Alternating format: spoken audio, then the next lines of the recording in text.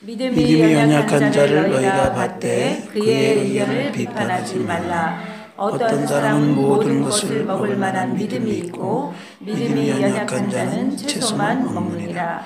먹는 자는 먹지 않는 자를 업신여기지 말고 먹지 않는 자는 먹는 자를 비판하지 말라. 이는 하나님이 그를 받으셨습니다. 남의 하인을 비판하는 너는 누구냐? 그가 서 있는 것이나 넘어지는 것이 자기 주인에게 있음에 그가 세움을 받으리니 이는 그를 세우시는 권능이 주께 있음이라. 어떤 사람은 이날을 저날보다 낮게 여기고 어떤 사람은 모든 날을 같게 여기나니 각각 자기 마음으로 확정할지니라. 나를 중히 여기는 자도 주를 위하여 중히 여기고 먹는 자도 주를 위하여 먹으니 이는 하나님께 감사하며 먹지 않는 자도 주를 위하여 먹지 아니하며 하나님께 감사하느니라. 우리 중에 누구든지 자기를 위하여 사는 자가 없고 자기를 위하여 죽는 자도 없도다. 우리가 살아도 주를 위하여 살고 죽어도 주를 위하여 죽나니 그러므로 사나 죽으나 우리가 주의 것이로다. 이를 위하여 그리스도께서 죽었다가 다시 살아나셨으니 곧 죽은 자와 산 자의 주가 되려 하십니다. 내가 어찌하여 내 형제를 비판하느냐? 어찌하여 내 형제를 업신여기느냐? 우리가 다 하나님의 심판대 앞에 서리라.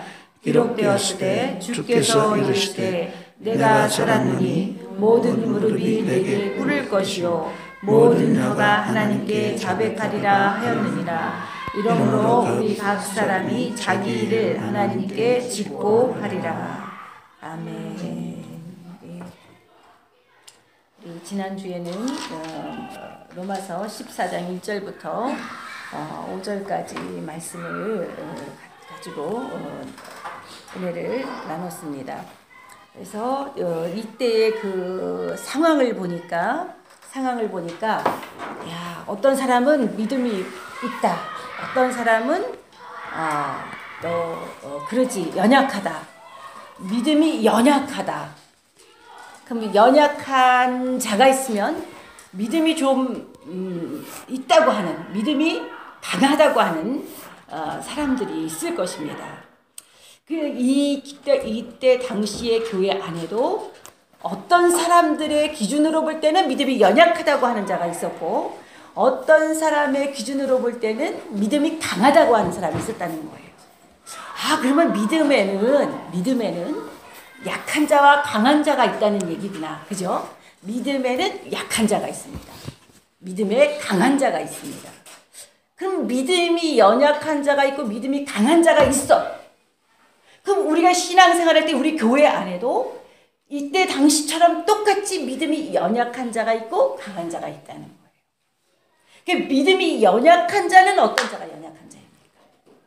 그럼 만약에 믿음이 강하다고 하면 어떤 사람이 믿음이 강한 사람입니까? 연약한 자가 있고 강한 자가 있다. 근데 이 연약한 자를 다른 데서는 어떻게 얘기하냐면 단단한 음식을 못 먹는 자다. 젖이나 먹는 자다. 이렇게 얘기를 합니다. 그러면 젖이나 먹어야 되고 단단한 음식을 못 먹는 자의 특징은 유약하다는 거죠. 그죠? 믿음이 연약하다. 이것은 다른 말로 하면은 그러면 어린아이와 같다, 젖을 먹는다 이런 의미는 또 다른 말로 무슨 말이냐면 유약하다. 또 다른 말로 얘기를 하면 유약할 뿐만이 아니라 잘 질병에 걸려요. 잘 쓰러집니다. 잘 넘어집니다. 여기서 더 심해지면 그냥 작은 거에도 시험이 들어서 어떻게 얘기해요? 야, 교회 다니는데 이런 일이 생겨? 이래서 교회를 안 다니게 되는 상황이 어떤 자냐? 연약한 자라는 거예요. 그러니까 연약한 자들의 모습이 있고 강한 자의 모습이 있습니다. 그럼 믿음이 강한 자는 어떤 사람이냐? 똑같이 신앙생활을 할 때 저도 날 때부터 사모가 되거나 목사가 되거나 이러지 않았잖아요. 정말 불신앙의 가정에서 처음으로 누군가의 손에 이끌려서 교회를 가고 은혜를 받았어요. 그러니까 은혜를 받을 때 성령이 내가 가지고 있는 출생적인 우상 숭배나 이런 태생적인 문제가 많으니까 얼마나 강하게 붙잡아 주지 않으면 주님께로 올 수 없는. 그래서 오죽하면 제가 결혼할 때까지, 주예종하고 결혼할 때까지 우리 집안에 믿는 사람이 아무도 없었어요. 제가 가까운 데 있는 사람 중에 사돈의 팔촌 중에 아무에게서도 믿는 사람을 본 적이 없어요. 저희 집안에서. 그러니까 제가 교회를 다니는데 얼마나 하나님이 붙잡아 주시지 않았으면 그 믿음의 길을 준비해서 못 왔겠죠. 그래서 정말 청년 때 사람들이 말하기를 미쳤다. 미쳤다. 진짜 저 그 소리를 많이 들었어요.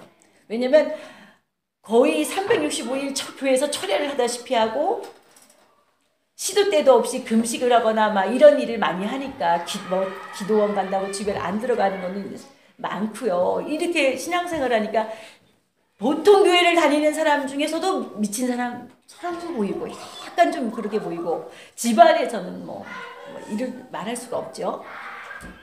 그런 과정을 지나가면서 지금까지 돌아오면은 아주 어려운 개척교회 시절 때에도 이 믿음의 길을 간 거를 후회한 적이 없고요.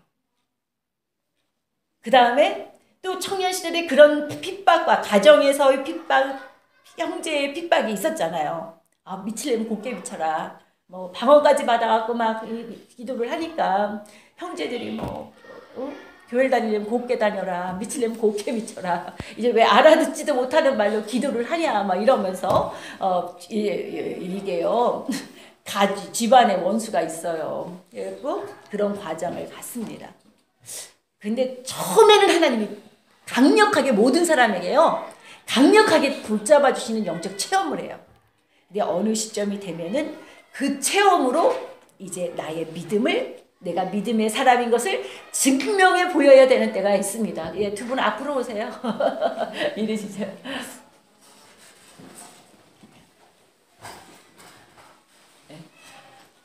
그래서 어느 시점이 되면은 반드시 하나님이 우리의 믿음이 정말 나의 믿음이 준비되었는지를 하나님이 보시는 때가 있어요.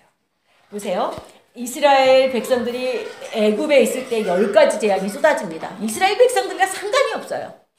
노예로 있고 그냥 그날이 그날같이 막 살아도 하나님은 하나님의 계획대로 10가지 재앙을 일으키십니다.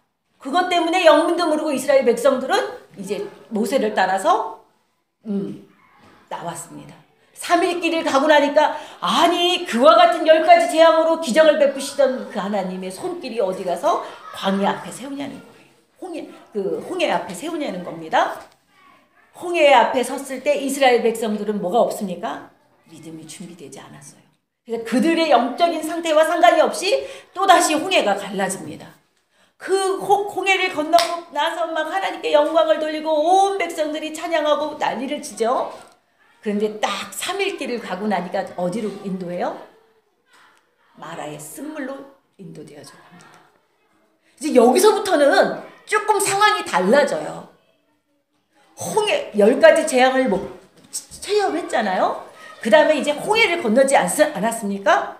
그 다음에 이제 3일 길을 딱 가서 3일 길 가서 홍해 앞이었고 홍해 건너고 3일 길 가서 마라의 쓴물 정도면 요 정도면 아직도 믿음이 있어야 돼요. 사실은. 홍해를 건너셨던 하나님, 바다에 길을 내셨던 하나님, 그 가운데 그 벽을 만드셔서 이스라엘 백성들에게 길이 되게 하시고 애굽의 군대들에게는 매장지게 되게 하셨던 하나님. 이게 각인되어 되지 않습니까? 그런데 이스라엘 백성들이 어찌하여 원망하냐고요. 어떻게 원망하냐고요. 저는 처음에 성령에 취해서 이 구약을 읽을 때 이스라엘 백성들이 진짜 이상하다. 진짜 머리가 나빠도 이렇게 나쁠까. 진짜 이해가 안 된다고 생각이 됐었어요. 그런데 10년 후에 제가 광야 같은 개척교회를 시작을 했을 때 30대 초반에 개척교회를 하는데요. 그때 약간 제 안에서 뭐가 오냐면 이스라엘 백성들이 원망했던 게 조금 이해가 되는 거예요. 이해가 되는 거예요. 어떻게 이해가 되냐면 이스라엘 백성들이 광야에서 고날 먹을 것만 주시잖아요. 고날 필요한 걸 주시잖아요. 근데 우리는 오늘 사실 오늘 저녁 끼니가 없어서 걱정하고 오신 분 있나요? 그것 때문에 근심하고 오신 분 있나요? 잘 모르지만 제가 알고 있는 한은 없는 것 같아요. 저희 교회 안에는. 그런데 매일 낼 거는 물론 있죠. 매일 나가야 될 거, 지불해야 될 거, 뭐 이런 건 있지만 당장 오늘 때문에 오늘 일 때문에 하나님 앞에 좌절하고 실망하고 근심하고 염려하는 거는 하는 것은 아니라는 거예요. 근데 사실 그랬거든요. 사실 하나님이 다시마다 때마다 하나님이 인도해 주셔서 왔는데 그때에 그래서 사람의 특징은 뭐냐면요. 쓰지 않더라도 그냥 다 못 쓰고 죽더라도 좀 통장에 돈이 빵빵하게 들어있어야 기분이 좋아. 그걸 여유라고 하는 것 같아요. 그러면 예를 들어서 제가 어느 시점이 다 지나면서 하나님 앞에 깨달아지는 게 하나님이 앞에 만약에 하나님이 내 통장에 돈을 몇 억 넣어준다면 캐시가 다 있다면 그게 진짜 행복한 일이고 그게 진짜 기쁠 일일까? 를 생각해 보니까 사실 그 일로 인하여는 그렇게 기쁘지 않을 것 같아요. 우리가 다 체험을 합니다. 그렇게 원했던 것 받으면요. 가지면요. 공허함이 싹 메꿔집니까? 세상에 대한 목마름이 다 해결이 됩니까? 아니에요. 사실은 그렇게 원했던 거 그거 가져봐도 사실 그거 별거 아니거든요. 있어봐도 별거 아니에요. 그런데 우리는 아주 고정적이고 아주 습관적으로 시마다 때마다 어려움이 있을 때마다 이렇게 원망합니다. 이것이 어떻다는 증거예요? 이것이 유약하다는 증거예요. 이것이 연약하다는 증거예요. 우리 안에서 믿음이 강한 자와 연약한 자, 연약한 자가 강한 자를 판단하거나 강한 자가 연약한 자를 비판하거나 업신여기지 말아야 된다.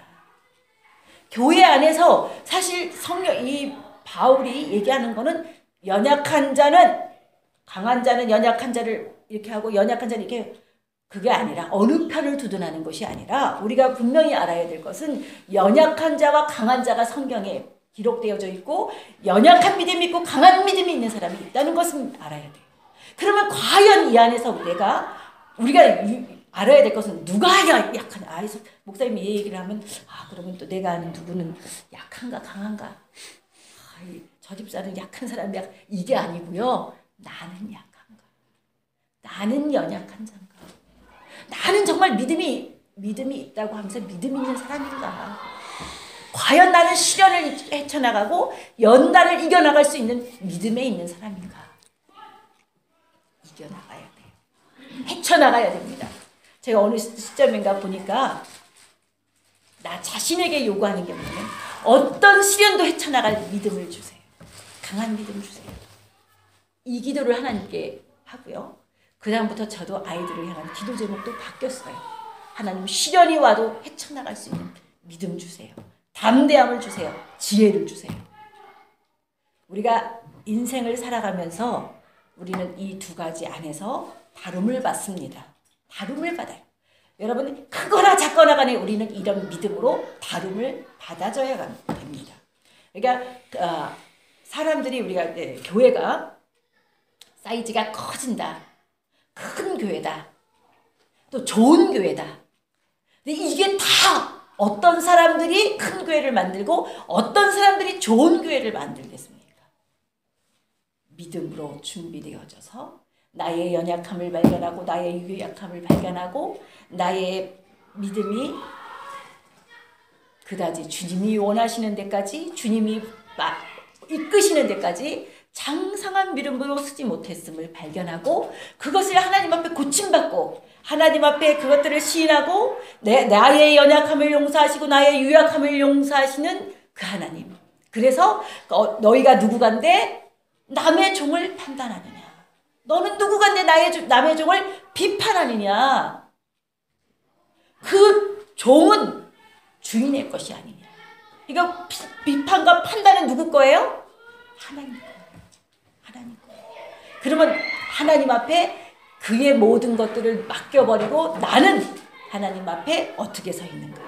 나는 하나님 앞에 믿음으로 있는가? 나는 하나님 앞에 강한 믿음으로 서여져 있는가? 요동하지 않는 믿음으로 부동의 믿음으로 세워져 있는가? 이것이 우리가 오늘 살펴봐야 될 내용이라는 겁니다. 그래서 오늘 우리가 이 말씀으로 수요예배 이 말씀 안에서 그래서 오늘 여기서 보니까 하지 말라. 뭐 하지 말라? 다투지 말라. 뭐 하지 말라? 논쟁하지 말라. 논쟁하지 말라. 뭐 하면 안 된다고요? 멸시하지 말아라. 또 뭐 하면 안 된다고요? 판단하면 안 된다. 그러니까 다투지 맙시다. 논쟁하지 맙시다.